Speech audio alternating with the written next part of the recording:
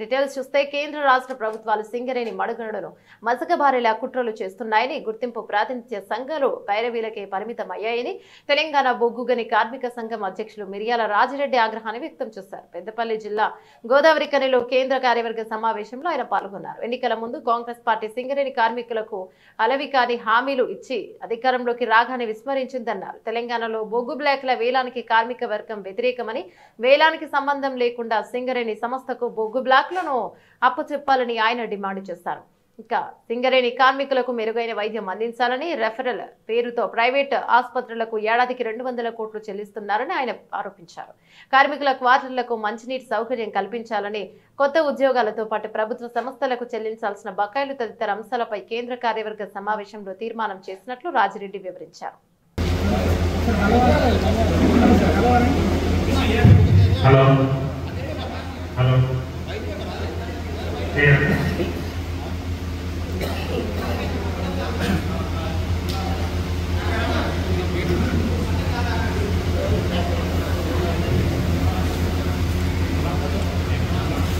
కోల్పోయేటట్టుగా చేసి ఈ కార్మికుల కడుపులో మన్ను కొట్టి ఈ సంస్థ పేరు లేకుండా చేసి టోటల్ గా ప్రైవేటైజేషన్ చేసేటువంటి అవకాశాన్ని కల్పిస్తున్నది అనేటువంటిది తెలంగాణ బొగ్గని కార్మిక సంఘం భావిస్తా ఉంది.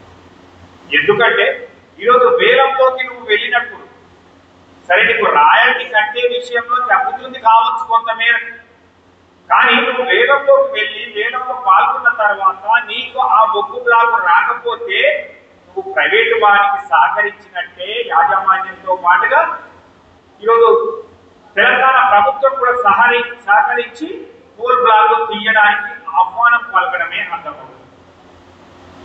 దాంతే కాకుండా ఈ 2 బ్లాక్లు ఏవైతే కోయగూడెం సత్తుపల్లిలు ఉన్నాయో వాటికి ఇప్పటి వరకు సింగరేణి కార్మిక వర్గ పోరాటం భయమైంది, లేదంటే యూనియన్ల పోరాటంతో వెనుకకు తగ్గి వాటిని తీయలేనటువంటి పరిస్థితుల్లో ఉంటే నువ్వు ఈరోజు బొగ్గు బ్లాక్ల ఆక్షన్లో పాల్గొనమని చెప్పడం అనేటువంటిది చాలా దారుణమైనటువంటి విషయంగా భావిస్తా ఉన్నాం.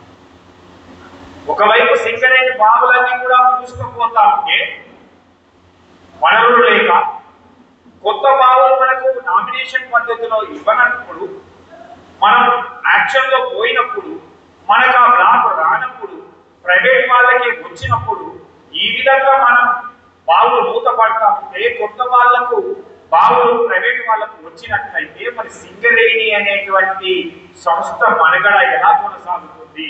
ఈ సంస్థ పేరైనా కనీసం కొనసాగుతుందా ఇంకొక 40-50 సంవత్సరాల వరకు అనేటువంటిది ప్రశ్నార్థకంగా మార్చినటువంటి ఏఐటీసీ ఐఎన్టీసీ యొక్క ద్వంద్వ వైఖరిని అర్థం చేసుకోవాలని కార్మిక వర్గాన్ని కోరుతాం. డిపార్ట్మెంటల్ గా 30% తీస్తున్నటువంటి ఓబీని కూడా రాబోయే రోజుల్లో ప్రైవేట్ వ్యక్తులతో చేయించాలనేటువంటి ఆలోచనతో యాజమాన్యం ముందుకెళ్తున్నటువంటి దానికి కూడా సహకరిస్తున్నట్టుగా ఈ యొక్క 2 గెలిచిన సంఘాలు చేస్తున్నటువంటి ప్రక్రియ అర్థమవుతుంది.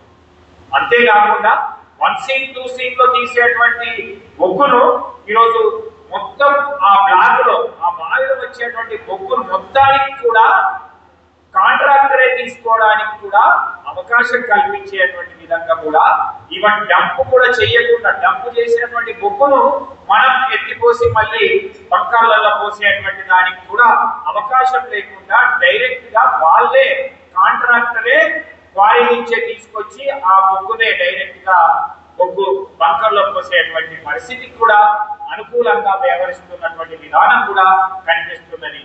దీన్ని బట్టి ఈరోజు కొత్తగా వచ్చినటువంటి 20,000 మంది కార్మికులు దాదాపుగా ఒక 20 నుంచి 35 సంవత్సరాలు పనిచేసేటువంటి కార్మికుల యొక్క భవిష్యత్తు ఏంటి అనేటువంటిది ఈరోజు యువ కార్మికులు కొత్తగా 2018 నుంచి వచ్చినటువంటి వాళ్ళు కార్మిక వర్గం అంతా ఆందోళన ఉన్నటువంటి వాళ్లకు తెలంగాణ బొగ్గని కార్మిక సంఘం తప్పకుండా అండగా నిలుస్తుంది, భరోసా ఇస్తుంది. ఈ సింగరేణి ప్రైవేటీకరణ నుంచి కాపాడుకోకపోతే మన మనుగడ లేకపోతే ఇబ్బందులు జరుగుతాయి. కాబట్టి తప్పకుండా మీకు టిఆర్ఎస్ ప్రభుత్వం గతంలో ఏ విధంగానైతే హామీ ఇచ్చి అండగా నిలిచిందో అలాగే ఇప్పుడు కూడా టిఆర్ఎస్ పార్టీ అండగా ఉంటుంది అని తెలియజేస్తా ఉన్నాం. దాంతో